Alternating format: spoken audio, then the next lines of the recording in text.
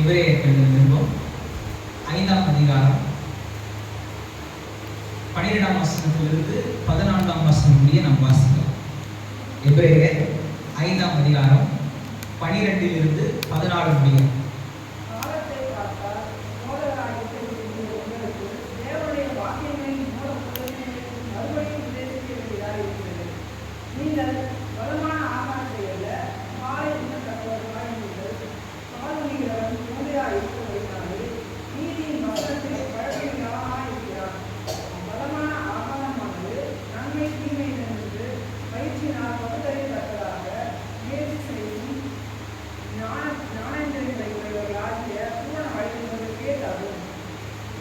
தேவனுடைய வார்த்தையினால் நிறைந்த மனிதன் அப்படின்ற தலைப்பின் கீழாக தான் நாம தொடர்ந்து கர்த்தருடைய வார்த்தையை தியானித்து வருகிறோம். தேவனுடைய வார்த்தையினால் நிறைந்த மனிதன்.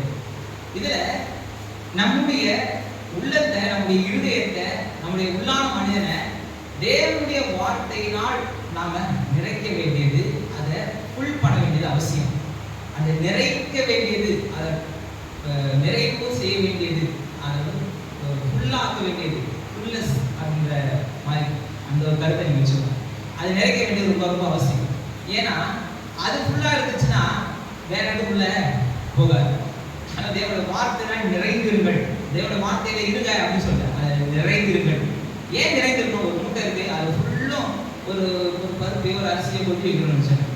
நல்லா ஃபுல்லா எவ்வளவு கொள்ளளவு இருக்குமோ அது மொத்தத்தையும் நம்ம இது பண்ணிட்டோம் அப்படின்னா அதுக்கப்புறம் வேற எதுவுமே அதில் போட்டு வைக்க முடியாது. அதே மாதிரி தான் நாம தேவனுடைய வார்த்தையினால் முழுமையாய் நிறைந்து, தேவனுடைய வார்த்தையினால் நம்முடைய இருதயத்தை, நம்ம உள்ளத்தை, நம்முடைய ஆவி, ஆத்மா, சரீரங்களை எல்லாவற்றையும் தேவனுடைய வார்த்தையினால் நாம் நிறைத்து நாம் வாழும்போது நிச்சயமாய் மற்ற காரியங்கள் நம்முடைய இருதயத்தை ஆக்கிரமிக்காது. எப்பவுமே வந்து அந்த காலத்தில் பரிசுத்தமானு சொல்றாங்க. என்ன சொல்றாங்கன்னா, டிவி வந்து குடிச்சா காரணம் ஏன் அப்படின்னா அவங்க சொன்னதுலாம் அதை கேள்வி செஞ்சாங்க நேரத்தில். அதெல்லாம் தப்பு. யாரெல்லாம் டிவியை பார்த்து சொன்னாங்களோ அவங்களே அது டிவியில் பிரசங்கம் பண்ணாங்க அப்படின்னு சொன்னாங்க. ஏன் அதெல்லாம் சொல்றாங்க அப்படின்னா, இது கூட போனால் யூஸ் பண்ணாதீங்க அப்படிலாம் நிறைய நம்ம பார்க்கணும். எதுக்கு சொல்றோம் அப்படின்னா, நீங்க எதனோட அதிகமாக நேரத்தை செலவு பண்றீங்களோ அது மாதிரியே நீங்க யோசிக்க ஆரம்பிச்சிருக்கீங்க. நீங்க இப்போ நிறைய நேரத்தில் பார்த்தீங்கன்னா ஒரு நாடகத்தில் ஒரு விஷயம் வந்துட்டே இருக்கு, ஒரு கண்டினியூவாக பார்த்துட்டே இருக்காங்கன்னா சிமிலரா ஏதோ ஒரு சுச்சுவேஷன்ல இவங்க வாழ்க்கையில அது மாதிரி இருந்துச்சுன்னா அந்த நாடகத்தில் என்ன சொல்லி கொடுத்தாலும் அதை வாழ்க்கையில அப்ளை பண்ண ஆரம்பிச்சிடும். அதனால அதெல்லாம் வேணாம், அதை வந்து நீங்க அதே நோக்கமா இருக்காதீங்க, அதே இதாக இருக்காதீங்க அப்படின்ட்டு ஏன் சொல்றதுன்னா, எதுக்கு நம்ம சினிமாலாம் வேணாம், எதுக்கு இதெல்லாம் நமக்கு வேணாம், எதுக்கு நம்ம ஒதுக்கி வைக்கிறோம், எதுக்கு இதெல்லாம் நம்ம தள்ளி வைக்கிறோம், நம்மளுடைய பிள்ளைகளுக்கு அதெல்லாம் கற்று தராமல் இருக்கிறோம் அப்படின்னா, நம்மளுடைய பிள்ளைங்க அதை பார்த்து கற்றுக்க கூடாது. நம்மளுடைய பிள்ளைங்க நாம அதை பார்த்து நம்ம, ஏன்னா அதுக்குள்ள போயிடும். நம்ம எதை பார்க்குறோமோ, எது நம்ம கேட்குறோமோ, நீங்க யார் கூட அதிகமாக நேரத்தை செலவு பண்றீங்களோ அவங்கள, அவங்களுடைய காரியத்தை, அவங்களுடைய எண்ணங்களை நமக்குள்ளாக உள்ள போயிடும். நாம என்ன பண்ணிடுவோம், அது மாதிரி செயல்பட ஆரம்பிச்சிடும். அதனால இதுதான் நமக்கு ப்ரையாரிட்டியா இருக்கணும். வேத வசனத்தினால் நம்ம நிறைய பொழுது ஒரு பிரச்சனை வர நேரத்தில் அந்த சீரீஸ்ல ஒருத்தர் என்ன பண்ணான்னு கூட அப்படி யோசிக்காம இதுல என்ன சொல்லியிருக்கோம் அதன்படி நம்ம என்டர்டெயின்மெண்ட்லாம் சுத்தமா வேணாம், எல்லாரும் அப்படியே இது மாதிரி சாமியார் மாதிரி இருக்குன்னு சொல்ல வரல. ஆனா உங்க வாழ்க்கையில இருக்கிற முடிவுகளை, உங்க வாழ்க்கையில நீங்க செயல்படுகிற எல்லா விதங்களும் இதன் வார்த்தையினால் நிறைந்தது. அதுல நாம் அடிப்படையாக சில சத்தியங்களை, சில உண்மைகளை நாம தெரிஞ்சுக்க வேண்டியது அவசியம். சில சத்தியங்கள்னா அதான் ரியாலிட்டி, அதான் நிஜம், அதான் சத்தியம். சத்தியம் உங்களை விடுதலை ஆகும். உண்மை அதான் பிராக்டிக்கல். ஏதோ ஒன்று நீங்க ஒரு விதத்துல இருக்கீங்க, இன்னொரு விதத்துல மாற போறீங்க அப்படின்ட்டு சொல்லுவார். ஒரு சமீபத்தில் ஒரு இன்டர்வியூ பார்த்துட்டு அதில் ஒரு டாக்டர் சொன்னாரு, ஒரு மனுஷன் நல்லா ஃபிட்டா இருக்கிறான் அப்படின்னா அதான் அவனுடைய ஒரிஜினல் ஸ்டேட் அப்படின்றது. அவன் வந்து கொஞ்சம் அன்ஹெல்தியான ஒரு டயட்டையோ ஏதோ ஃபாலோ பண்ணிட்டு இருக்கிறான், அவன் வந்து ஒரு விதத்தில் இருக்கிறான், அவன் வந்து ஒரு எக்ஸசைஸ்லாம் பண்ணி எல்லாம் பண்ணி கொஞ்சம் ஃபிட்டாக மாறிட்டான் அப்படின்னா இவர் சொல்றாரு, இவன் மாறல. இவன் எப்போ மாறினான்னா தேவையில்லாத தின்னு, தேவையில்லாத பழக்க வழக்கத்தின் மூலமா இவன் இப்படி மாறிட்டான். எது ஒரிஜினல்? இதுதான் ஒரிஜினல். இவன் ஃபிட்டா இருக்கிறது தான் ஒரிஜினல் அப்படின்னு சொல்லிட்டு இருந்தாரு. எனக்கு அதை பார்த்து வேத வசனம் தான் ஞாபகம் இருந்துச்சு. நாம நினைச்சிட்டு இருக்கோம் ஏதோ நம்ம மாறி இதெல்லாம் இது பண்ணி நம்ம ஒரு வேற ஒரு பரிணாமத்துல அப்படியே ஒரு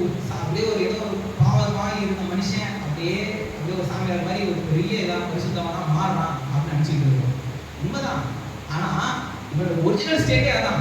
கர்த்தரை மனுஷனை பாவ மனுஷனாகவோ இல்ல குறை உள்ளவனாகவோ இல்ல அவன் ஒரு அழுக்கு நிறைந்தவனாகவோ இல்ல எதுவுமே செய்ய முடியாத இயலாதவனாகவோ கர்த்தர் உண்டாக்கல. எல்லாவற்றையும் நிறைவேற்றக்கூடிய அதிகாரத்தை கொடுத்துதான் மனுஷனை உண்டாக்கியிருக்கிறார். அதான் ரியாலிட்டி, அதான் சத்தியம். சத்தியம் தான் சொல்லுது. சில சத்தியங்கள் எதுக்கு நான் சத்தியம், அது உண்மைகள், அது நம்ம தெரிஞ்சு கொள்ள வேண்டிய சத்தியங்கள் அப்படின்னு அந்த சப்டாபிக்ஸை அமைப்பு வச்சிருக்கிறேன் அப்படின்னா இதுதான் ரியாலிட்டி. ஃபர்ஸ்ட் ஒன்று பார்ப்போம். புதிய மனிதனாய் கர்த்தர் நம்மளை மாற்றி இருக்கிறார். அதான் உண்மை. நம்மளை கர்த்தர் புதிய மனுஷனாய் மாற்றி இருக்கிறார். உண்மையை நம்ம உள்ளத்துல எப்போதுமே வச்சிருக்கணும். நாம புது சிருஷ்டி, நம்ம பழையவைகள் எல்லாவற்றையும் முடிந்து எல்லாவற்றையும் புதிதான ஒரு உள்ளத்திலே புதிதான ஆவி உள்ளவர்களாகி மெய்யான நீதியிலும் சத்தியத்திலும் நம்ம உண்மையிலும் நம்ம புதிய மனுஷனை நாம தெரிஞ்சுக்கிறோம். இது எப்படிப்பட்ட புதிய மனுஷனை? தேவனுடைய சாயலாய் சிருஷ்டிக்கப்பட்ட புதிய மனுஷனை தெரிந்து கொள்ளுங்கள் அப்படின்ட்டு தேவவசனம் நமக்கு போதிக்கிறது. அதே மாதிரி இரண்டாவது சத்தியம் பார்த்தோம். நம்மோடு கூட நமக்குள்ளாக வாசம் செய்கிற தேவன் அப்படின்ற சத்தியத்தை நம்ம பார்க்கிறோம். நமக்குள்ளாக வாசம் செய்கிற தேவன் நமக்குள்ளாக வாசம் செய்கிறார். இதை இப்போதுமே நம்ம மறந்துடவே கூடாது.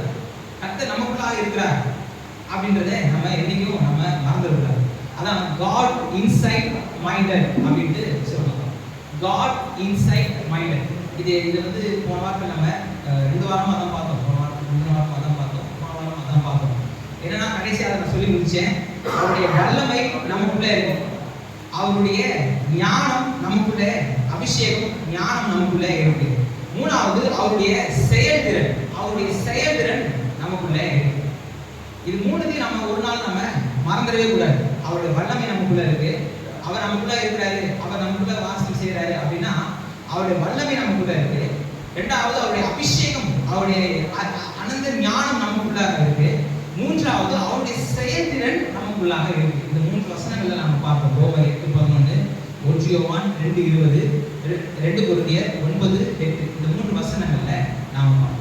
இப்ப இதுல பாத்தீங்கன்னா இன்னைக்கு நம்ம வாசிச்ச வசனங்கள் பாத்தீங்கன்னா இப்படி தேவன் நமக்குள்ளாக இருக்கிறார் அப்படின்ற உணர்வு ஆவிக்குரிய நமக்கு மேலோங்கி இருக்கணும். நமக்குள்ளா தேவன் வாசம் செய்கிறார் அப்படின்ட்டு அந்த எண்ணம் நமக்குள்ள எப்பொழுதும் அது மேலோங்கி இருக்கணும். எனக்குள்ள கர்த்தர் இருக்கிறார். இதுக்கான நன்மை 2 நன்மையை சொன்னேன். ஒண்ணு, நம்மளை பாவம் செய்ய விடாது.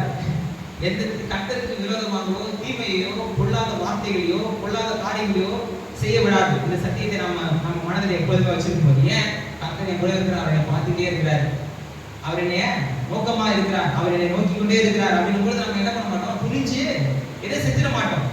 ஒண்ணு, இது ஒரு ஆசீர்வாதம், இது ஒரு நன்மை. ரெண்டாவது நன்மை என்னன்னு கேட்டீங்கன்னா, நமக்கு ஒரு டெய்லி பலம் உண்டாகும், நமக்கு ஒரு பெரிய கம்ஃபர்ட் உண்டாகும். எனக்கு யாருமே இல்லை, எனக்கு உதவி செய்யறதுக்கு யாருமே இல்லை, எனக்கு நன்மை செய்கிறவர் ஒருத்தரும் இல்லை, எனக்காக பரிந்து பேசுறதுக்கு யாருமே இல்லை, எனக்கு ஆறுதல் சொல்றதுக்கு யாருமே இல்லை அப்படின்ற எண்ணம் தான் மனுஷனை சோர்வடைய செய்யும். எனக்கு யாரும் இல்லை அப்படின்ற எண்ணம் எப்போ ஒரு மனுஷனுக்கு வந்துருச்சோ அப்பவே அவன் சோர்வடைஞ்சிடும். அவன் சோர்வடைஞ்சாலும் அவனுடைய கான்சென்ட்ரேஷன் சரியா இருக்காது. அவனுடைய பொட்டன்ஷியல், ஃபுல் பொட்டன்ஷியல்ல அவனால வேலை செய்ய முடியாது. ஏன்னா அவனுக்குள்ள ஒரு சோர்வு, அவனுக்குள்ள இருக்கிற செயல்படுகிற அந்த சோர்வு அவனை ஒரு பலவீனப்படுத்தும். ஆனா கர்த்தர் கூட இருக்கிறார் அப்படின் பொழுது அவர் என்னை தேற்றுகிறார், அவர் என்னோட கூட பேசுறாரு, ஒரு வார்த்தை மூலமா என்னோட கூட பேசுறாரு. நான் பயப்படாதே, நான் உன் தேவன், திகழாதே, நான் உன் கர்த்தர் சொல்லும் பொழுது அது வேற யாருக்கோ சொல்லல, எனக்குன்னு சொல்றாரு அப்படின்னு நம்ம சுதந்திரத்து கொள்ளணும். இது எனக்குதான் பேசிருக்கிறாரு, என்னதான் பேசுறாரு அப்படின்ற மனிதனும் தேவனுடைய வார்த்தையை வாசிக்க இது கர்த்தர் நமக்கு பேசுறாரு அப்படின்ற ஒரு எண்ணம் நமக்கு மேலோங்கி இருக்கணும். இது ரொம்ப ரொம்ப முக்கியம். வேதத்தோடு கூட நீங்க செலவிடுகிற நேரம், நீங்க கிறிஸ்துவோடு செலவிடுகிற நேரம், வேதத்தை நீங்க செலவிடுகிற நேரம், நீங்க கர்த்தரோடு செலவிடுகிற நேரம், தேவனோடு செலவிடுகிற நேரம், நீங்க ஜெபத்துல செலவிடுகிற ஒவ்வொரு மனிதனையும் நீங்க கர்த்தரோடு செலவிடுறீங்க. கர்த்தர் அந்த நேரத்தில் உங்க கூடவே இருக்கிறார். உங்களுக்குள்ளாக இருக்கிற தேவன் உங்களை நிறைத்து ஆசீர்வதிக்கிறார், உங்களை படிப்பு பெருக செய்கிறார், உங்களுடைய எண்ணங்களை உங்களுடைய ஆற்றலை வளர செய்து உங்களுடைய உள்ளான மனிதனை டெவலப் பண்ணி உங்களை வெற்றி உள்ள மனிதனாய் இந்த பூமியில வாழ செய்கிறார். அதான் இது ஒரு அதிகமான மார்க்கம், மேஜிக் கிடையாது. இது சூப்பர்ஸ்டிஷியஸ் தான். ஏதோ ஒரு மூடத்தனமா ஏதோ நம்பிக்கிட்டு ஏதோ மந்திரமாயத்தை பண்றது கிடையாது. இங்க வந்தவங்க எல்லாருக்கும் நான் ஒரு எண்ணெயை தெளிப்பேன், தெளிச்சவங்க வாழ்க்கையெல்லாம் மாறிடும், அப்படிலாம் சொன்னா நல்லதுதான், ஈஸி, ரொம்ப ஈஸி. வந்து உட்காந்துக்கலாம், அமைதியா உட்காந்தே இருக்கலாம். தெளிப்பாங்க, தெளிச்ச உடனே தண்ணி மேல போட்டோன்னா, இது எண்ணெய் மேல போட்டோன்னா வாழ்க்கைலாம் மாறுது அப்படின்னா அது ரொம்ப ரொம்ப ஈஸி இல்லை. ஆனா அப்படி நடக்காது. இல்ல நான் வந்து இப்படி இருக்க போறேன், அப்படிலாம் இருக்க போறேன், அப்படிலாம் இது பண்ணா ஏதோ நான் பை ஒர்க்ஸ் ஏதாவது நான் செஞ்சு ஒரு விரதம் இருந்து அதை பண்ணி இதை பண்ணி என் வாழ்க்கையில எல்லாம் மாற்ற போறேன் அப்படின்னா மாறுவதா ரொம்ப ரொம்ப முக்கியம். அது அந்த இதுதான் முக்கியம். ரொம்ப அந்த சேஞ்ச் தான் ரொம்ப ரொம்ப முக்கியம். அது ரொம்ப ரொம்ப அவசியம். இங்க எப்படி உங்களுக்கு வாழ்க்கையில மாற்றம் உண்டாகும் அப்படின்னா, ஏதோ நான் தெரிவிக்கிறதுனாலயோ, ஏதோ நான் உங்களுக்கு ஏதோ ஒரு மேஜிக் பண்றதுனாலயோ, இல்ல வந்து கையில இருந்து ஒரு ஒளி கொடுறதுனாலயோ உங்க வாழ்க்கையில மாற போறது கிடையாது. இங்கிருந்து நான் பேசுற வார்த்தை உங்க இருதயத்தை ஆட்கொண்டு, அது உங்க செவிகளை போய் உங்க இருதயத்தை ஆட்கொண்டு, அதையே நோக்கமா இருந்து இது எனக்கு தான் சொல்லியிருக்குது, இந்த வசனம் எனக்கு தான் சொல்லியிருக்குன்னு நீங்க உள்ளத்துல நீங்க விசுவாசிக்கிறீங்கள, நீங்க விசுவாசிக்கிறது தான் உங்க உள்ளத்துல மாற்றம் உண்டாகும். நான் வந்து மருந்து சொல்ல முடியும், மருந்து சாப்பிட வேண்டிய ஆளு நீங்க தான். டாக்டர் மருந்து சொல்லுவாரு, டாக்டரை போய் பார்த்ததுனாலே அவருடைய இது பண்ணோடனே நமக்கு நோயெல்லாம் மாறது கிடையாது. அவர் கொடுக்குற மருந்தை நம்ம என்ன பண்றோம், உள்ள தள்ளுறோம். அதே மாதிரி தான் இங்க கர்த்தருடைய வார்த்தையை உள்ள தள்ள தள்ள உங்க வாழ்க்கை மாறும். தேவன் உங்களுடைய கூட இருக்கு. இங்க இவங்க எபிரேயர்களை குறித்து நான் சொல்லியிருக்கேன். அவங்களுக்கு தோரா, நிபின், கெருபீன் இதெல்லாம் இருக்கு. பழைய பாட்டு, தீர்க்க புஸ்தகங்கள், சரித்திர புஸ்தகங்கள், நியாயப்பிரமாணம், சங்கீதங்கள், ஞான பாடல்கள் இதெல்லாம் அவங்களுக்கு இருக்கு. இவங்களுக்கு கர்த்தருடைய வார்த்தையை ரொம்ப இயற்கையாகவே அவங்க பெற்று கொண்டிருக்கிறாங்க. நம்மளை விட நம்மளாம் பார்த்தீங்கன்னா நம்ம இந்தியா முஸ்லிம் சேஷன் வந்து 2000 வருஷம் ஆச்சு. நிறைய நேரத்தில் நினைச்சிருக்காங்க இந்தியா முஸ்லிம் சேஷம் பிரிட்டிஷ்காரன் கொண்டு வந்தாங்க. உண்மை என்னன்னா அவங்களுக்கு போகிறதுக்கு முன்னாடி நம்ம முஸ்லிம் சேஷன் வந்துருச்சு. நமக்கு 2000 வருஷமா இங்க மதங்கள் அப்படின்னு தோன்றுவதற்கு முன்பாகவே மதங்களாய் இதை குறித்து வார்த்தை முன்னாடி சொன்னேன். அதாவது பெருந்தெய்வ வழிபாடு இருந்துச்சு. பெருந்தெய்வ வழிபாடுனா அவங்க இதில் வந்து யார் ஒரு பெரிய ஒரு காவக்காரனாகவோ, ஒரு பெரிய தலைவனாகவோ, பெரிய நிலப்பரப்பை ஆட்கொண்டனாகவோ, இல்லை வந்து அநேக எதிரிகளிடமிருந்து தன்னுடைய ஜனங்களை பாதுகாத்த ஒரு தலைவனை தெய்வமாய் வணங்கின கலாச்சாரம் இருந்துச்சு முன்னாடி. இன்னொரு பக்கம் இயற்கையை வழிபட்டாங்க. அவங்களால அவங்க கற்பனைக்கு மீறின, அவர்கள் பார்த்து வியந்து பயந்த சில காரியங்களை இயற்கையை வழிபட்டாங்க. இப்படி 2 பிரிவா இருந்தது. இதுல சூரியனை வழிபட்டாங்க. நம்ம சிருஷ்டிகளை நம்ம வழிபடக்கூடாது அப்படின்னு ஏன் சொல்றோம்னா, இது எல்லாமே மாறக்கூடியது. இது எல்லாமே ஒரு நாள் தோன்றினது, ஒரு நாள் மறையக்கூடியது. உதாரணத்துக்கு சூரியன் எடுத்துக்கோங்க. சூரியன் பார்த்தா பிரம்மாண்டமா இருக்கு, எல்லாம் இதா இருக்கு. ஆனா ஏன் சூரியனை வழிபடக்கூடாதுன்னு நம்ம சொல்றோம் அப்படின்னா, அறிவியல் பூர்வமாகவே அது ஒரு நாள் தோன்றினது. சூரியன் உருவாகி இத்தனை ஆண்டுகள் ஆச்சு அப்படின்னு சொல்றாங்க. இத்தனை ஆண்டுகள் கழிச்சு அது மறைஞ்சு போயிடும். அது ஒரு நெபுலாவா மாறி கடைசியில் ஒரு ஒயிட் டிராப்டா ஒரு சின்ன ஒரு கோல் மாதிரி மாறிடும். அது வளமெல்லாம் இழந்து போயிடும் அப்படின்ட்டு சொல்றாங்க. அப்ப உருவாகி அழியக்கூடிய ஒரு பொருளை நம்ம வணங்குகிறவர்கள் கிடையாது. ஏன்னா நாம என்றென்றைக்குமா கர்த்தரோடு கூட இருக்கிறவங்க. என்றென்றைக்குமாய் இருக்கிற நாம என்னைக்கோ ஒரு மறைய ஒரு பொருளை போயிட்டு வணங்க வேண்டிய அவசியம் இல்லை. அதான் கிறிஸ்தவ போதனை நம்ம சொல்றோம். இப்படி 2 பிரிவா இருந்துச்சு. அது சைவம், அதாவது பெருந்தெய்வ வழிபாட்டை ஒரு பெரிய முன்னோர் பெரிய தலைவன் வழிபாட்டா இருந்ததே சைவமாகவும், ஒரு இயற்கை வழிபாட்டா இருந்த வைணவமாகவும் மாறிச்சு. அதெல்லாம் பெரிய ரிலீஜியஸ் டாபிக் அதெல்லாம். ஆனா இதெல்லாம் கொண்டு வரதுக்கு முன்பாகவே கிறிஸ்தவம்ன்ற சத்தியம் வந்துச்சு. ரட்சகர் வந்துட்டாருப்பா. கிறிஸ்தவ மதம் கிடையாது, கிறிஸ்தவ சத்தியம் வந்துச்சு. என்ன வந்துச்சு? உனக்கான ரட்சகர், உன்னை மீட்கிறவர், உன்னை வாழ செய்கிறவர், உனக்கான தேற்றவாறு ஒருத்தர் வந்துட்டாரு இந்த பூமிக்கு அறிவிச்சிட்டாங்க நம்ம தேசத்துல. அப்ப இப்படிப்பட்ட சத்தியங்கள் நாம இவ்வளவு நாட்களாக ஏற்றுக்கொண்டிருக்கோம். ஆனா நம்ம கேட்கறதுக்கு முன்பாகவே பலாயிரக்கணக்கான வருஷத்துக்கு முன்பாகவே இவங்களுக்கு எபிரேயர்களுக்கு சத்தியம் இருந்துச்சு. அதான் சொல்ற காலத்தை பார்த்தால் போதகராக இருக்க வேண்டிய உங்களுக்கு தேவனுடைய வாக்கியங்களின் மூல உபதேசங்களை மறுபடியும் உபதேசிக்க வேண்டியதாக இருக்கிறது. நீங்கள் பலமான ஆகாரத்தை அல்ல பாலை உண்ணத்தக்கவர்களாய் ஆனீர்கள். மாறி, அதாவது பாலை உண்ணத்தக்கவர்களானீர்கள் அப்படி மாறிட்டீங்க. நீங்க வந்து எப்படின்னா, இப்ப ஒரு 50 வயசு 60 வயசு ஆகிருப்பாங்க. அவங்க என்ன சாப்பிடுவாங்க? நார்மலா அவங்க வீட்டில் நல்லா இதெல்லாம் போட்டு நான்வெஜ்னா எல்லாம் கறி சாப்பிடுவாங்க. எப்ப அவங்க வந்து பால் கஞ்சி சாப்பிடுவாங்க, உடம்பு சரியில்லைன்னா ஃபுல் டே சாப்பிட மாட்டாங்க. டாக்டர் சொல்லுவாங்க இதுதான் சாப்பிடணும், இந்த சாப்பிட, ஏன்னா அப்போ தான் வந்து இதாக இருக்கும், டைஜஷன்லாம் ஈஸியாக இருக்கும். கரெக்டாக சாப்பிடாதீங்க. அது அப்படி வந்து எப்போ உடம்பு சரியில்லையோ அப்போதான் அவங்க மறுபடியும் பால் குடிக்க ஆரம்பிப்பாங்க. குழந்தை பால் குடிக்கிற மாதிரி வயசான ஆள் எப்போ பால் குடிக்க ஆரம்பிப்பானா அவனுக்கு உடம்புல பலம்லாம் இல்லாத நேரத்தில், படுத்து படிக்காத நேரத்தில் தான், அவனால் செயல்பட முடியாத நேரத்தில் தான் பாலை குடிக்கிறவனா மாறும். இங்கே வளர்ந்த நாட்கள் பார்த்தா வளர்ந்துட்டான்.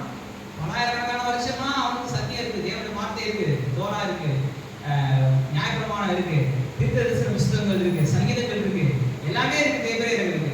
ஆனா இப்ப எப்படி மாறிட்டாங்கன்னா பாலை உண்ணத்தக்கவர்களாய் மாறிட்டாங்க. பாலை உண்ணத்தக்கவர்களானீர்கள் மாறிட்டாங்க. ஏன் மாறிட்டாங்க? அவனுக்கு ஏதோ சரியில்லை, ஆவிக்குரிய வளர்ச்சியில இப்ப தொய்வு உண்டாயிடுச்சு. இப்ப அவனால சத்தியத்துக்கு முழு போதனையை உள்ள தள்ளனா அவனால ஜீர்ணிக்க முடியல. இயேசு கிறிஸ்துவை பார்த்து அவனால ஏற்றுக்கொள்ள முடியல. இயேசு கிறிஸ்துவ வராரு, அவன் எதிர்பார்த்த மேசியாவை அவன் முதலி தள்ளுறான். ஏன்? அவன் இப்ப மூல உபதேசம் தான் அவன் கேட்க வேண்டியதா இருக்கு. இதே மாதிரி கிறிஸ்துவை ஏற்றுக்கொண்டு பல வருஷம் சர்ச்சுக்கு வந்து பல காரியங்களில் நாம இருந்தாலும் கூட நாம எப்படி மாற முடியும்? பாலை உணர்த்தக்கவர்களாய் அடிப்படையான காரியங்களை மட்டும் கேட்கிறவர்களாய் நாம மாற முடியும். அப்படி மாறக்கூடாது. உடம்பு நல்லா ஹெல்த்தியா வச்சுக்கணும், நம்மளுடைய ஆவிக்குரிய மனுஷனை நல்லா ஸ்ட்ரென்தனா வச்சுக்கணும் அப்படின்ட்டு நீங்க போதிக்கணும். பால் உண்கிறவர் குழந்தையா இருக்கும் அப்படின்னாலே நீதி வசனத்தை பழக்கம் இல்லாதவனா இருக்கலாம். இந்த பழக்கம் ரொம்ப முக்கியம். பிராக்டிஸ், பழக்கம் இல்லாதவன், இந்த வார்த்தையெல்லாம் நீங்க புரிச்சு வச்சுக்கோங்க. வேதத்தின் சத்தியங்களை நீங்க பிராக்டிஸ் பண்ணணும், நீங்க நடைமுறைப்படுத்தணும். நீங்க வேதத்தை வாசிக்கிறீங்க, இன்னைக்கு நீங்க வாசிச்ச வேத வசனத்துல இருந்து கர்த்தர் உங்களோட கூட ஏதோ பேசியிருப்பாரு. நீங்க வேதத்தை வாசிக்கணும்னா இந்த கிளி தோசை பார்க்குற மாதிரி டக்குனு இந்த வாக்குத்தத்த அட்டையை போட்டு டக்குனு பார்க்கக்கூடாது.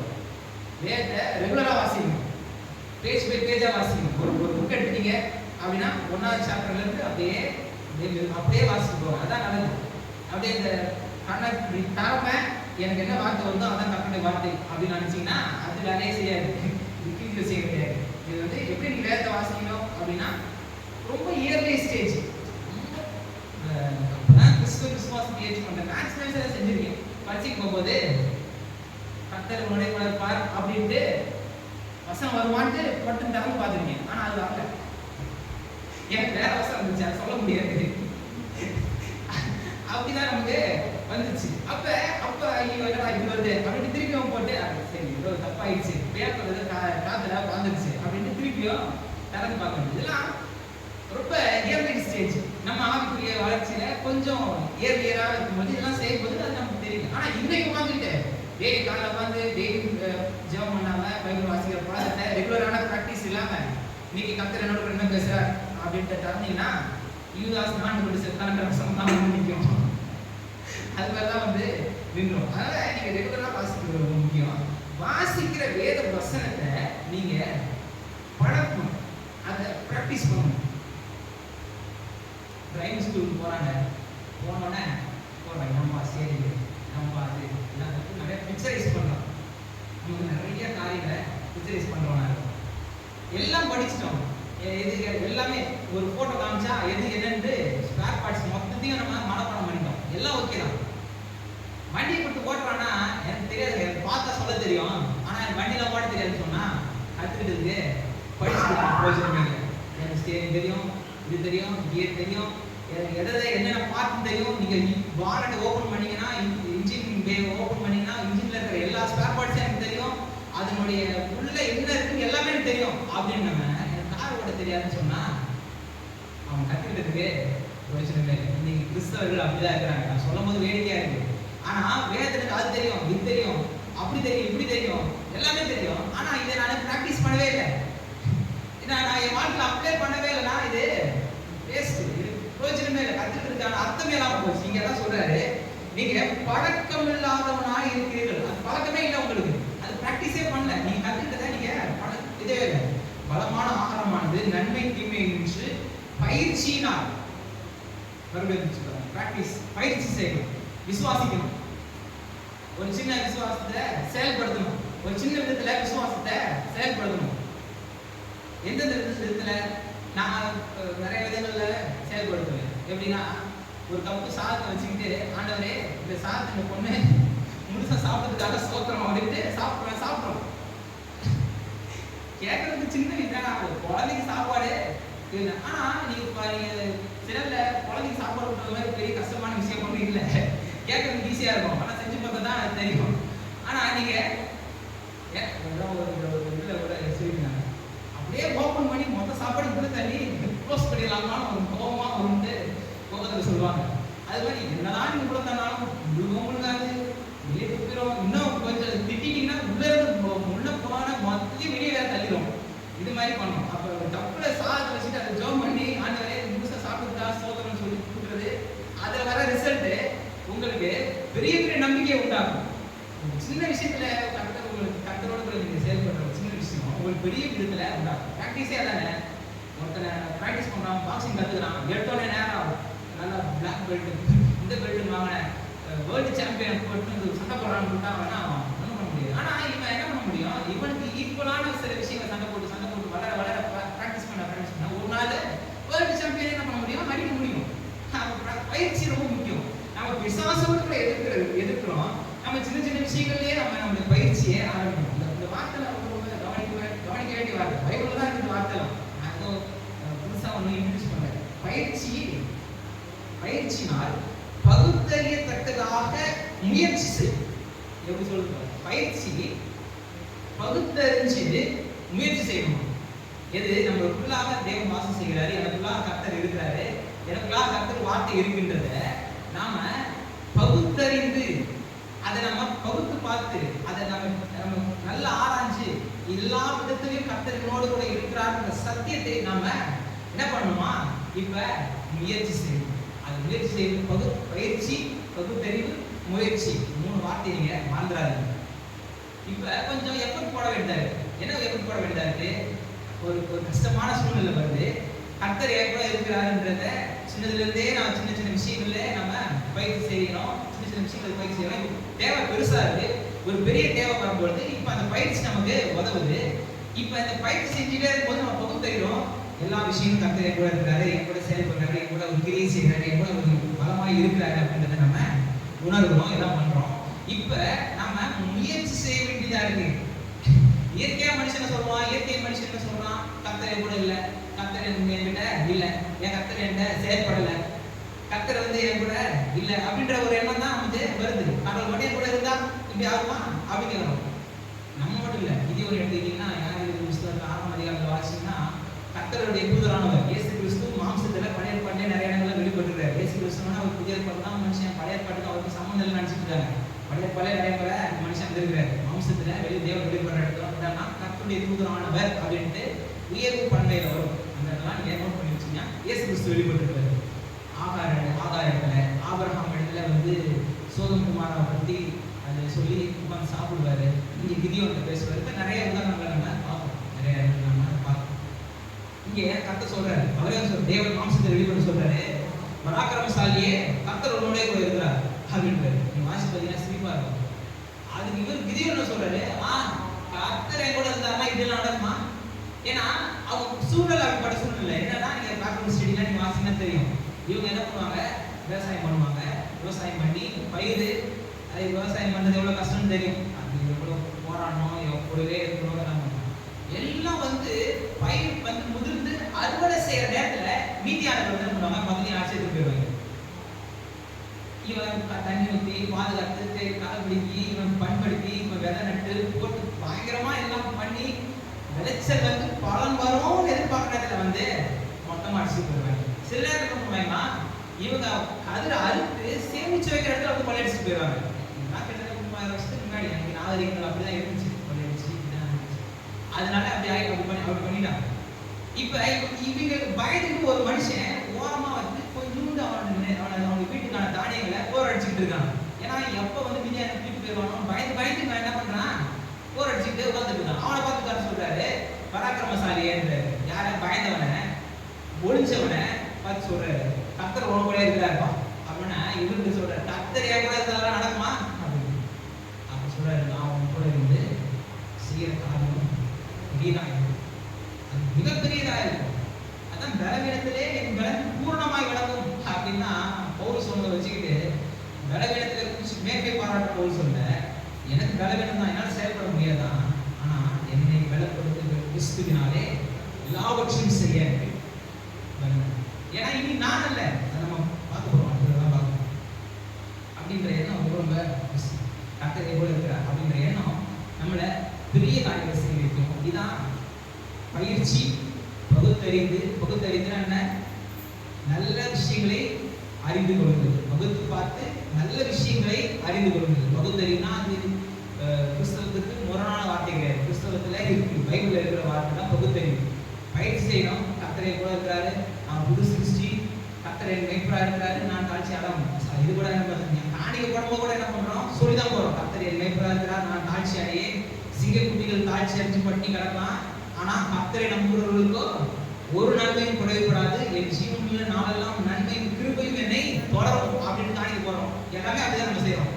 அது நம்ம கொஞ்சமோ அதிகமோ நம்ம உள்ளத்தை கர்த்தர் பார்க்கிறாரு. நம்ம அது நிமித்தமா கர்த்தர் நம்மள செய்யறாரு. எல்லாத்துக்கும் நம்ம ஒரு அறிக்கை செஞ்சு போறோம். அப்ப நம்மளுடைய பலவீனங்களுக்கு எதுவாக இருந்தாலும் சரி, இப்ப பலவீனன் பலவான் என்று சொல்லுவான். அவன் வந்து பலவான், நான் பலவான். ஏன் சுயபலத்தில் நான் பலவான் கிடையாது, கர்த்தருடைய பலத்துல நிறைய வசனம் இருக்கு. 1 கொரிந்தியர் 3ஆம் அதிகாரம் இருக்கு.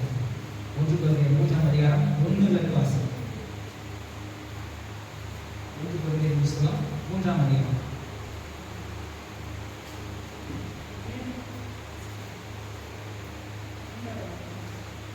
1 கொரிந்தியர் 3 1ஆம் வசனம் 2ஆம் வசனம் 3ஆம் வசனம்.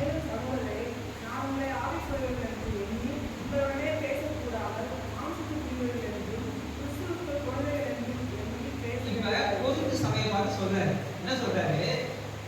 சகோதரரே, உங்களை ஆவிக்குரியவர்கள் என்று எண்ணி உங்களோட பேசாம, உங்களை நான் வந்து ரொம்ப ஸ்பிரிச்சுவல் பர்சன் நான் உங்கள்கிட்ட பேசுறேன். மாம்சத்துக்குரியவர்கள், கிறிஸ்துவுக்குள் குழந்தைகள் அப்படின்னு நான் பேசுறேன் அப்படின்ற. ஏன் இதை வந்து சபையை பார்த்து சொல்றாரு, வேற யாரை பார்த்து சொல்றாரு? கொரிந்து சபையை பார்த்து சொல்றாரு. இவங்களுக்கு வல்லமை இருந்துச்சு, வரங்கள் இருந்துச்சு, ஆற்றல் இருந்துச்சு, அதிகாரம் இருந்துச்சு, எல்லாம் இருந்துச்சு. ரட்சிக்கப்பட்டவங்க தான், வரங்கள் இருந்துச்சு. நீங்க கொரிந்து சபையை பார்த்தீங்கன்னா அவங்களுக்கு அநேக வரங்கள் இருந்துச்சு, எல்லாம் இருந்துச்சு. ஆனா வேத வசனத்தின் பழக்கம் இல்லை, வேத வசனத்தை பிராக்டிஸ் பண்ணல, வேத வசனத்தின் சத்தியங்களை வாழ்க்கை அப்ளை பண்ணாம வரங்களை வச்சு கிரியை செஞ்சுக்கிட்டு இருக்காங்க. இப்ப இந்த இப்ப என்ன இது கொஞ்ச நாள்ல இவங்க வலிமை செலுத்துறதுக்கு, அப்படியே இவங்க பெசுகிறதுக்கு, இவங்க வந்து நன்றி செலுத்துவதற்கு, இவங்க ஆவிக்குரிய வாழ்க்கையில இடரல் அடைவதற்கு இதெல்லாம் செயல்படுது. இன்னைக்கு அப்படிதான் நம்ம மரங்கள், வல்லமை, அது இது ஃபயர் காம்பு அதெல்லாம் ரொம்ப நல்லது. ஆனா எல்லாமே இதன் அடிப்படையில் இருக்கணும், வேத வசனத்தின் அடிப்படையில இருக்கணும், வேத வசனத்தின் சத்தியங்களின் அடிப்படையில இருக்கணும், வேத வசனத்தில் நம்ம பயிற்சிக்கிறவர்களாக இருக்கணும், வேத வசனத்தை அனுதினமும் நம்மளை முயற்சி செய்து நம்மளை பகுத்தறிந்து நம்மளை பயிற்சி செய்து பகுத்தறிந்து முயற்சி செய்கிறவர்களாக நம்ம மாற்ற வேண்டும் எல்லா சத்தியங்களும். ஆனா இது அப்படி இல்லை. அதனால சொல்றாரு, சர்ச்சை பார்த்து சொல்றாரு, சபையை பார்த்து சொல்றாரு, உங்களை நான் ரொம்ப பெரிய நல்ல ஆவிக்குரிய வாழ்க்கையில நீங்க வளர்ந்தவங்கன்னு நினைக்கிற குழந்தைங்க என்று நான் பேசுறேன். நீங்கள் விளைவில்லாதவர்களா இருந்தால்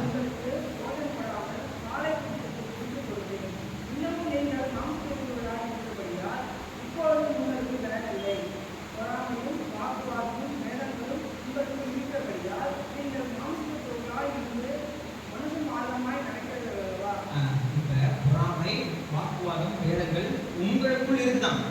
ஏன் இவங்க ஆவிக்குரிய வாழ்க்கையில பலன் அடையல? இப்ப ரொம்ப பிராக்டிகலா நான் சொல்றேன், நமக்குள்ளாக பொறாமை இருக்கக்கூடாது அப்படின்றத ஏன் சொல்றேன்? ஏன் அப்படின்னா, இப்ப ஏ ஒரு மனுஷன், பி ஒரு மனுஷன் காமிச்சுங்களேன். இந்த ஏன்ற மனுஷன் பின்ற மனுஷனுடைய வளர்ச்சியை பார்த்து சொல்றான், இவன் நம்மளை விட அறிவுல சிறந்தவன் கிடையாது. நாம எல்லாருக்குமே அந்த எண்ணம் இருக்கும், நாம ரொம்ப கர்த்தருக்கு பயந்தவர்கள், நாம ரொம்ப கர்த்தருக்கு பிரியமானவர்கள், நம்மளோட கர்த்தருக்கு பிரியமானவர்கள் யாரும் கிடையாது. இப்படிலாம் நிறைய பேர் நினைச்சிட்டு இருக்கோம். அப்படிப்பட்ட எண்ணம் இருக்கும். ஆனா சில பேர் பார்த்தீங்கன்னா அவங்க வாழ்க்கையில வளரும் பொழுது என்ன ஆகுது, இவன் என்ன வளர்றான், இவன் எப்படி வளர்றான் அப்படின்ட்டு நம்ம தவறா, அதாவது அந்த பொறாமை ரொம்ப கர்த்தருக்கு பிரியமில்லாதவங்க. இப்ப ஆவிக்குரிய வளர்ச்சி அடைஞ்ச மனுஷன் ஏன் பராமப்பட முடியாது அப்படின்னா, ஒரு மனுஷன் வளர்கிறத நீங்க பார்த்தீங்கன்னா நீங்க என்ன நினைக்கணும், அவளுக்கு உதவி செய்கிற அதே கர்த்தர் எனக்கும் உதவி செய்வார். இதுதான் அவங்க அவனுக்கு அவனுடைய வாழ்க்கையில கிரியை செய்கிற தேவன், அவனை உயர்த்துகிறது தேவனா இருந்தா அந்த தேவன் என்னுடைய வாழ்க்கையிலையும் உதவி செய்வார். இப்போ பைபிளே அதானே, பைபிள்ல ஃபுல்லும் சத்தியங்களை நபர்களை பார்க்கும்போது, பழைய பாட்டை பார்க்கும்போது அன்னைக்கு கிரியை செய்கிற அந்த தேவன் எனக்கும் கிரியை செய்கிறார் அப்படின்ட்டு விசுவாசிகள் தானே. தாவீது தானே செய்கிறாரு. யாத்திராம புஸ்தகத்திலையும் உபாம புஸ்தகத்திலையும் இருந்த அன்னைக்கு இஸ்ரேல் ஜனங்கள் அனுபவிச்சு பாடின பாடலை, யாத்திராம புஸ்தகத்திலையும் உபாம புஸ்தகத்திலையும் இருந்த பாடல்களை சங்கீதக்காரன் 17ஆம் சங்கீதத்தில் பாடுறாரு. அதே வார்த்தை கண்மணி போல எனக்கு காத்துள்ளும் கழிவு சட்டையை போல அந்த சட்டையின் நிலையில எங்களை மூடிக்கொள்ளும், வலது கரத்தை பிடிச்சி எங்களுக்கு வெற்றி சிறக்க செய்யும் அப்படின்ட்டு 17ஆம் சங்கீதத்தில் பாடுறாரு. என்னைக்கு அன்னைக்கு நடந்ததை எடுத்து பாடுறாரு. அப்ப இது மாதிரி நமக்கு முன்பாக, நமக்கு கண்களுக்கு முன்பாக, நமக்கு எண்ணங்களுக்கு முன்பாக நம்ம காண்ற விதத்துல ஒரு மனுஷன் வளரானா அந்த தேவன் எனக்கு உதவி செய்வார் அப்படின்ற சிலர்கள் எப்படி சொல்லி நினைக்கலாம். நம்மளோட ஒரு பெரிய சிரமம் கிடையாது, நம்ம கர்த்தருக்கு பிரியமானவர்களா இருக்கிறோம். ஆனா அவன் துன்மார்க்கமான வழியில வாழ்றான், அவனே வளர்றான் அப்படின்னு போயிட்டு அதை பார்த்து நீங்க பரவாயில்ல. ஏன்னா சங்கீதக்காரன் செய்யற நிறைய இடங்கள்ல அவன் பார்க்கும்போது எனக்கு இதா இருக்குது. அவன் கர்த்தருடைய வழிகள் இல்லைன்றான், கர்த்தரை நம்பல, கர்த்தரை தெய்வமா கொள்ளல, எதுவுமே பண்ணல, ஆனா அவன் நல்லா இருக்கிறானே அப்படின்றது. ஆனா நானும் அப்படின்ட்டு அப்புறம் ஆரம்பிச்சிருவாரு, நான் இப்படி இருப்பேன் அப்படின்னு ஆரம்பிச்சிருவாரு. அதே மாதிரி நாம என்ன பண்ணணும், அவன் ஏன் வளர்றான்னா கர்த்தரை நம்ம நம்புறேன், நானே இன்னும் அதிகமா வளர்றேன் அப்படின்ற எண்ணம் நம்மளை வளர்ச்சி, நம்மளை அதிகமாக வளர செய்யும். அதனால தான் இந்த ஆவிக்குரிய வளர்ச்சி நமக்கு பொறாமைகள்லாம் உண்டு பண்ணாது. நம்ம வேத வசனத்தின் வெளிப்பாட்டில் நம்ம வாழும் பொழுது நம்ம வந்து நல்ல டெவலப்மெண்ட்டு, ஒரு பெரிய ஒரு ஆவிக்குரிய வளர்ச்சி நம்ம இடத்துல பலமாய் இருந்துச்சு. சிலருக்கு எப்பவுமே சில மைண்ட் செட்ஸ் இருக்கும். E.W. Kenyon அவர் தான் வந்து காட் இன்சைட் மைண்டட் அப்படின்றத வந்து ரொம்ப தெளிவாக இருக்கார். வார்த்தை முன்னாடி சொன்னேன். E.W. Kenyon தான் காட் இன்சைட் மைண்டட், தேவன் உங்க கூட இருக்கிறாரு, உங்களுக்குள்ளாக இருக்கிறார் அப்படின்ற எண்ணத்தை நீங்க எப்போதுமே வச்சுக்கணும் அப்படின்றத புருஷன் ஆர்த்தி எழுதுறாரு. அதில் அவர் சில நபர்களை இது பண்றாரு. என்ன சொல்றாரு, devil is around us minded அப்படின்னு சில பேர் பிசாசு என்னை சுற்றி இருக்கான், என்னை புடிச்சு தள்ளிட்டான், எனக்கு அதை பண்ணிட்டான், எனக்கு இதை பண்ணிட்டான், பிசாசு அதை பண்ணிட்டான், பிசாசு இதை செஞ்சுட்டான், இப்படிப்பட்ட மனசு அநேகருக்கு இருந்தான். பிசாசு அதை பண்ணிடுறான், இதை பண்ணிடுறான், அது செய்யறான், இதை செய்யறான். அவன் செய்யறவன் தான், இல்லை அப்படி கிடையாது. பிசாசு அழிக்கவும், கொல்லவும், திருடவும், நம்மளை ஒடுக்கவும், நம்மளை வாழ செய்ய விடாமல் நம்மளை வலிக்கு விட செய்யவும் தான் வல்லமையாக. ஆனா உலகத்தில் இருக்கிறவர்களும் உங்களில் இருக்கிறவர் பெரியவர். அப்ப டெவில் இஸ் அரௌண்ட் அஸ், பிசாசு என்னை சுற்றி இருக்கலாம் அப்படின்ற எண்ணம் வந்து தப்பு. சில நேரத்துல காட் இஸ் இன் ஹெவன், கடவுள் வந்து பரலோகத்தில் இருக்கிறார், பரமண்டலத்தில் இருக்கிற பிதாவையும் ஜெபம் பண்ண கடவுள் எங்கேயோ இருக்கிறாரு, நம்மளெல்லாம் அவர் பார்க்கறதே கிடையாது அப்படின்ற எண்ணம் வச்சுட்டு சில பேர் இருக்கிறாங்க. சில பேர் எடுத்தோம்னா God is in gifted people only, அதாவது கடவுள் வந்து வரம் பெற்ற சில மனிதர்களோட மட்டும்தான் இருக்கிறாரு, என் கூடலாம் இல்லை அப்படின்ட்டு இருக்கிறாங்க. ஆனா பரலோகத்தின் தேவன் என்னோட இருக்கிறார் அப்படின்னு நம்ம ஒவ்வொருத்தரும் விசுவாசம். நம்ம ஒவ்வொருத்தருக்குள்ளாகவும் அந்த தேவன் இருக்கிறார், ஒவ்வொருத்தருக்குள்ளாகவும் அந்த கர்த்தர் இருந்து நம்மளுக்கு செயல்படுகிறவராக இருக்கிறார், நம்மை பலப்படுத்துகிறவராய், நம்மை பாதுகாக்கிறவராய், நமக்குள்ளாக எப்பொழுதும் அவர் கிரியை செய்கிறவராய் அவர் இருக்கிறார்.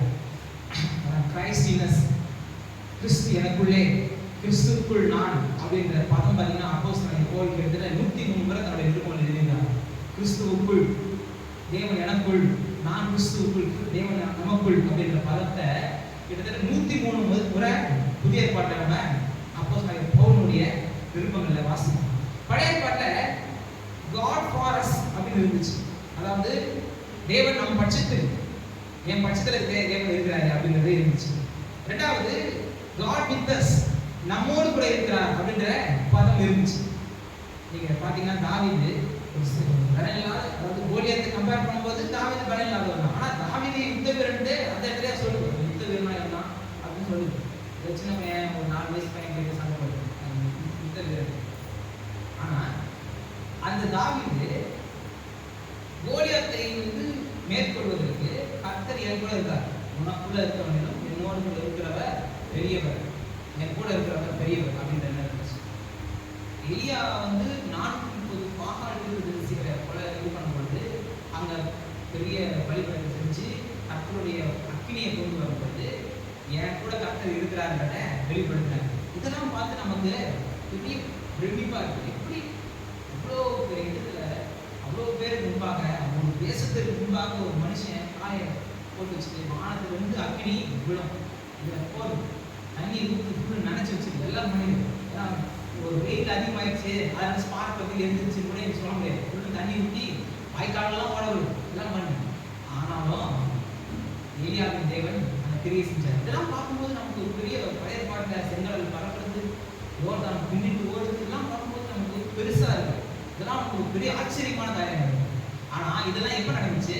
கர்த்தர் அவர்களோடு அவர்கள் பட்சத்தில் இருக்கும்போது நடந்துச்சு. ஆனா நான் சொல்றேன், புதிய பாட்டுல புதிய உடன்படிக்கையில நாம வாழ்கின்ற இந்த நாட்கள்ல அதை விட ஒரு ஸ்டெப் மேல. ஏன்னா கர்த்தர் நம்மோடு கூட இருக்கிறது மாத்திரம் இல்ல, இப்ப கர்த்தர் நமக்குள்ளா இருக்கிறாரு. இப்ப யோசிச்சு பாருங்க, இப்ப அது பெருசா இது பெருசா? என் கூட இருக்கிறாருன்றத விட எனக்குள்ளாக இருக்கிறார் அப்படின்னா அது எப்படி? அது ஒரு பெரிய இது இல்லை, அது பெரிய பலன் இல்லை. நமக்குள்ளாக தேவன் வாசம் செய்கிறார். அதாவது பழைய பாட்டு கூட இருந்தவர், பட்சத்தில் இருக்கிறவர், அவர்களே அவ்வளோ பெரிய அதிசயமான காரியங்களை அவங்களோட வாழ்க்கையில் கண்டாங்கன்னா நீங்க உங்க வாழ்க்கையில அதை விட மேலான காரியங்களை பார்ப்பீங்க. உங்க வாழ்க்கையில நீங்க வாழ்ந்து செழித்து இருக்க கர்த்தர் உங்களுக்கு உதவி செய்கிறவராக இருக்கிறார். அவர் உங்களை எல்லா நேரங்களிலும் உங்களை வழி நடத்துகிறவராக இருக்கிறார். எல்லா சமயங்களிலும் உங்களை வாழ செய்கிறவராக இருக்கிறார். உங்களை வழி நடத்துகிறவராக இருக்கிறார். உங்கள் சரீரத்தின் மூலமாக நீங்க கர்த்தரை மகிமைப்படுத்த முடியும். நிறைய வசனங்கள் இருக்கு. பிலிப்பியர் 3:23 வாசிக்கனா நம்ம அடுத்த வாரம் நம்ம பார்க்கலாம். பிலிப்பியர் 3:23 நம்ம சரீரம் கர்த்தருக்கென்று பயன்படும். நம்ம சரீரத்தின் மூலமாய் கர்த்தருக்கு மகிமை செலுத்துகிறவர்களாக. இன்னும் 1 கொரிந்தியர் ரொம்ப முக்கியமான வசனம், 1 கொரிந்தியர் 6:19 சரீரம் தேவனால் பெற்று அவருடைய ஆலயமாய் இருக்கிறது. இன்னும் 6:20 மட்டும் பார்த்தீங்கன்னா சரீரத்தினாலும் ஆவியினாலும் அப்படி சொல்லி அதை மட்டும் வாசிக்கலாம். 1 கொரிந்தியர் 6:20 6:19 வாசிக்கலாம்.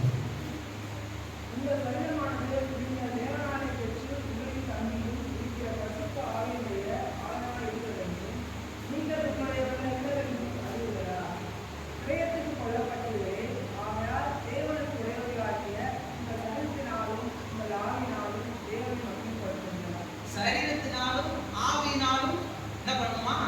தேவனை மகிமைப்படுத்துங்க அப்படின்றாரு. இங்க சப்போஸ் நான் இப்போ ஒரு கொரிந்தியர் சரீரத்தில் மகிமைப்படுத்துறதுன்னா புரியுது. என்ன புரியுது? நம்ம நல்லது செய்யணும், கெட்டது செய்யக்கூடாது, தேவனுக்கு புரியுமே வாழணும். அப்படி வாழும்போது என்ன சொல்லுவாங்க? இப்போ ஒன்றும் இல்லை, நம்ம ஒரு தவறாக பேசுகிறோம்னு வச்சுக்கோங்களேன், கடவுள்னா கடைசி எப்படி பேசிட்டு இருக்கான்ட்டு நம்மளை மட்டும் சொல்ல மாட்டாங்க, நமக்கு ஆராதிக்கிற கர்த்தரையும் யோசிப்பாங்க. அதனால தான் நம்ம தேவையில்லாதெல்லாம் பேசக்கூடாது, சரியாக நடந்துக்கோங்க, சாட்சியாய் வாழுங்க அப்படின்ட்டு ஏன் போதிக்கணும்னா இதுதான் போதிக்கணும். சரீரத்தில் தேவனை மகிமைப்படுத்துறதுன்னா புரியுது. கஷ்டம் செய்யறது, மீறியா செய்யறது இருக்கு. சொன்ன மாதிரி முயற்சி செஞ்சு தான் தேவனை மகிமைப்படுத்துறோம். நம்மளை பலப்படுத்துகிற காரியங்களை நாம் மேற்கொண்டு பாவத்தை மேற்கொண்டு நம்ம சரீரத்தில் கர்த்தரை வச்சுக்கணும். ஆவியினாலும் கர்த்தரை மகிமைப்படுத்துறதுனா எப்படி? இது ஆவியினாலும் அப்படின்னா மறிச்சு பாவம் போனதுக்கு கர்த்தரை மகிமைப்படுத்துறதா? அப்போ தேவையில்லை, அது ஆட்டோமேட்டிக்கா நடக்கிறது தான். அது மேண்டிட்ரி, அது நடந்துதான் ஆகணும். ஆவியினாலும் நம்ம அப்போ மகிமைப்படுத்துறது. ஆனா இங்க நம்ம சரீரத்தினாலும் நம்முடைய ஆவியினாலும் அப்போஸ்தலன் பவுல் ஏன் சொல்றாருன்னா, பேசும்போது பேசுவாங்க ரொம்ப அப்படியே சொல்லுவாங்க, தேன் ஒழுங்கா பேசுறாங்கன்னு சொல்லுவாங்க. அந்த மாதிரி ரொம்ப பயங்கரமா பேசுவாங்க, ரொம்ப ரொம்ப இதா பேசுவாங்க. ஆனா உள்ளுக்குள்ள அப்படி உள்ளுக்குள்ள இருக்கும். ஆனா வெளியே மூஞ்சியில வெளியில எப்படி பேசுவாங்க, பயங்கர நல்ல மாதிரி பேசுவாங்க. ஆனா உள்ளுக்குள்ள மொத்தம் கவடா இருக்கும். இங்க என்ன சொல்றாரு? நீங்க சரீரத்தினால வெளி பிரகாரமா நீங்க உதவி செய்றீங்க, நல்லது பேசுறீங்க, கர்த்தரை மகிமைப்படுத்துறீங்க. அதே போல உங்கள் உள்ளத்திலையும் நீங்க கர்த்தரை மகிமைப்படுத்த தெரிஞ்சிடணும். காணக்கூடிய விதத்திலும் காணக்கூடாத விதத்திலும் நீங்க கர்த்தரை மகிமைப்படுத்த தெரிஞ்சிடணும். ஒரு நாள் நிச்சயமா நடக்கும். ஒரு நாள் நிச்சயமா கர்த்தரை நம்ம மகிமைப்படுத்த தான் போறோம். மகிமையின் சரீரம் வரத்தான் போகுது. ஆனா இன்னைக்கு இந்த மாம்ச சரீரத்திலேயே நம்ம கர்த்தரை மகிமைப்படுத்த தெரிஞ்சிடணும். அதான் பார்த்தீங்கன்னா பிசாசு மனுஷனுடைய மாம்சத்துல தான் அவனை என்ன பண்ண முடியும்? கிரியை செய்ய வச்சு அவனுடைய ஆவியை கெடுத்து போட முடியும். அவன் டைரக்டா ஆவியை கை வைக்க முடியாது. மனுஷனுடைய ஆவியில உள்ளான மனுஷன் போயிட்டு கை வைக்க முடியாது. மாம்ச கிரியைகள் மூலமா அவன் தீய காரியத்தை பேச வச்சு, தீய செய்ய வச்சு, மதுபான அருந்து செய்ய வச்சு, ஏதோ பண்ண வச்சு அவனை ஆவி மனுஷனை கெடுத்து கூட பிசாசுக்கு தெரிஞ்சிருக்கு. அதை ஆரம்பத்துல செஞ்சுட்டு இருக்கான். மனுஷன் அதை ஏற்றுக்கொண்டு போய்கிட்டே இருக்கான். அதனால எப்போதுமே நம்முடைய சரீரம் பெற்றுக்கொண்டது இது தேவனுடைய ஆலயம். சரீரத்தினால தேவன் மகிமைப்படுத்தணும். அதே போல நம்ம உள்ளத்துல, நம்ம உள்ளான மனிதன்ல, ஆழமான மனிதன்ல, எண்ணங்கள்ல, நம்மளோட உள்ளான எண்ணங்கள்ல கர்த்தரை மகிமைப்படுத்த தெரிஞ்சுக்கணும். நல்ல எண்ணங்கள் இருந்தா அது நல்ல விதத்துல வெளிப்படும். உங்களுக்கு நன்மையை பெற்றுத்தரும், நல்ல காரியங்கள். அதான் வளரும்பொழுது நம்ம எப்படி சொல்றாரு அப்போ பொழுது பொறாமைகள்லாம் வராது. ஏன் பொறாமை வராது அப்படின்னா அவங்களுடைய வளர்ச்சி அடைகிற போது மோசமான எண்ணங்கள் எதுவும் வராது. இன்னும் பார்த்தீங்கன்னா அப்போ போட்டு நிறைய பேர் சொல்றாரு 20 இனி நான் அல்ல கிறிஸ்துவே எனக்குள் ஜீவிக்கிறார். ஏன் என்னை பலப்படுத்துகிற கிறிஸ்துவினாலே எல்லாம் செய்ய எனக்கு வரணும். இனி நான் அல்ல. இது வரைக்கும் கிறிஸ்துவை அறியாததுக்கு முன்பாக என்னுடைய சுயமான எண்ணங்களையும், சுயமான யோசனைகளையும், சுயமான கிரியைகளையும் இந்த சரீரம் சுமந்து கொண்டு சென்றுச்சு. ஏன் நான் என்ன பேசணும்னு நினைக்கணும் அதான் செய்கிறோம் பேசிச்சு. நான் எதை செய்யணும்னு நினைக்கணும் அதான் செஞ்சிச்சு. அதான் சொல்றாரு, இனி நான் அல்ல கிறிஸ்துவே எனக்கு வாசம் செய்யும். இனி என்ற வார்த்தை எனக்குள்ளாக இருக்கிற, எனக்குள்ளாக வாழ்கிற தேவனை வெளிப்படுத்துகிறதா இருக்கும்.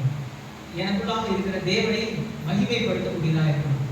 இதுல என்னோட செயல்னாலும் சரி, எண்ணங்களானாலும் சரி, மற்றவர்கள் காணக்கூடிய விதத்திலாலும் சரி, மற்றவர்கள் காணக்கூடாத இருதயத்தினாலும் சரி, நான் கர்த்தரை மகிமைப்படுத்துவேன் என்ற உறுதி வந்து அதான் இயேசு கிறிஸ்து பரிசேயர்கள் சொல்றது. வெள்ளையடிக்கப்பட்ட கல்லறைகளை ஏன் நல்ல வெள்ளை ட்ரெஸ் போட்டுக்கிட்டு பயங்கரமா நீங்க எல்லாரும் சந்தைகளில் போயிட்டு வந்து மந்தரசம் வாங்குறது நிற்கிறீங்க. எல்லாரும் பயங்கரமான பரிசுத்தமா ஒரு பயங்கரமான ஆளு, ஒரு கத்தரோடு கூட இருக்கிறாருன்னு எல்லாரும் சொல்ல வைக்கிறீங்க. வெளியில பார்த்தா அப்படிதான் இருக்கு. ஆனா வெள்ளை அடிக்கப்பட்ட கல்லறையா இருக்கு. உன் இருதயம் அழுக்குனாலையும் குப்பைனாலையும் மோசமான துர்நாற்றத்தினாலும் ஒரு இருதயம் இருக்கு. ஆனா வெளிப்பிரகாரமா நீ என்ன பண்ற? அதான் அப்படிப்பட்ட ஒரு வார்த்தையை பயன்படுத்துறது. Best example metaphor. உருவகப்படுத்துறதுல அவர் இயேசு கிறிஸ்து மாதிரி பெஸ்ட் மெட்டஃபர் சொல்றது அவ்வளவு அந்த மாதிரி யாருங்க அப்படின்னு சொல்றது. அதான் சரீரத்தினாலும் ஆகினாலும்னா நம்முடைய செயல்கள் சில நேரத்தில் அப்படிதான் இருக்கு. வெளிப்பிரகாரமா பண்ணுவோம், ரொம்ப நல்லதும் காமிச்சுக்கிறதுக்காக சில பேர் செய்வாங்க. ஆனா உள்ளுக்குள்ள பாத்தீங்கன்னா மொத்தம் கபடா இருக்கும், மொத்தம் அழுக்கு நினைச்சுதான் இருக்கும், மொத்தம் இதா இருக்கும், எண்ணமே மோசமா இருக்கும், மோசமான எண்ணமா இருக்கும். அப்படிலாம் இல்லாம எல்லா விதங்களிலும் கர்த்தரை மகிமைப்படுத்துங்க. ஏன் உங்க சரீரம் உங்க தேவனால் பெற்று அது உங்களுடைய இடத்துல தேவனுடைய ஆலயம். இன்னும் மத்திய 10ஆம் அதிகாரத்தில் பார்த்தீங்கன்னா வீட்டில் வாசிங்க 10, 19, 20 சொல்றாரு. கர்த்தர் சொல்றாரு, அதாவது உங்களை கடினமான நேரங்கள்ல என்ன பேசுவோம் அப்படின்னு நினைக்காதீங்க. அன்னைக்கு அப்ப உங்களை துன்பப்படுத்தும் பொழுது என்ன பேசணுமோ அது அப்போ உங்களுக்கு அர்த்தம் செய்யப்படும் அப்படின்ட்டு சொல்றாரு. அது உண்மைதான். அதாவது கிறிஸ்துவத்தில் இருக்கும்போது நம்ம கடினமான காலகட்டத்தில் போகும்போது நடக்க வேண்டிய விஷயம் நடக்க இருக்கிற காரியங்களை நம்ம வெளிப்படுத்துறோம். ஆனா நீங்க கொஞ்சம் நல்லா கொஞ்சம் சின்ன சொல்லப்படுற கருத்து என்னன்னா, வாழ்க்கையில எல்லா சூழ்நிலையிலும் கர்த்தர் உங்களை நடத்துவார். அதான் நீங்க கிறிஸ்டியன் சொன்னார்ல, கஷ்டமானவங்க கர்த்தரே கூட இருந்தாங்க அது நடக்குமா? அப்படி கிடையாது. கஷ்டமான நேரத்திலையும் இந்த பூமியினால, இந்த உலகத்தினால, இந்த பொருளாதார நிறைந்த மனிதர்களால, தீமை நிறைந்த மனிதர்களால துன்பம் வர நேரத்திலையும் அந்த நேரத்தில் கர்த்தர் உங்கள் கூட இருக்கிறத நடத்துறவங்க கர்த்தர் உங்கள் கூட இருக்கிறார். ஆமென். கர்த்தர் உங்கள் கூட இருக்கிறார். எல்லா நேரத்திலும் இருக்கிறார். சந்தோஷமா இருக்கிற நேரத்தில் மாத்திரம் இல்லை, ரொம்ப இதா இருக்கிற நேரத்தில் மாத்திரம் இல்லை, ரொம்ப மகிழ்ச்சியா இருக்கிற நேரத்தில், வெற்றி அடைகிற நேரத்தில் மாத்திரம் இல்லை. எப்போ இருக்கிறாருன்னா எல்லா நேரங்களிலும் இருக்கிறார், எல்லா சமயங்களிலும் இருக்கிறார், எல்லா காலத்திலையும் அவரே இருக்கிறார், உங்க கூடவே இருக்கிறார். ஆமென். விசுவாசிக்கிறீங்களா? கர்த்தர் என் கூட இருக்கிறார் அப்படின்னு நினைக்கிறீங்க? எப்போதுமே விசுவாசம், எப்போதுமே அறிக்கை செய்யும். கர்த்தர் என் கூட இருக்கிறார் அப்படின்னு சொல்லுங்க, ஒரு பெரிய பலன் உண்டாகும். என் கூட கர்த்தர் இருக்கிறார் அப்படின்ட்டு நீங்க காதுகள் கேட்க நீங்க சொல்லுங்க. தைரியமா நீங்க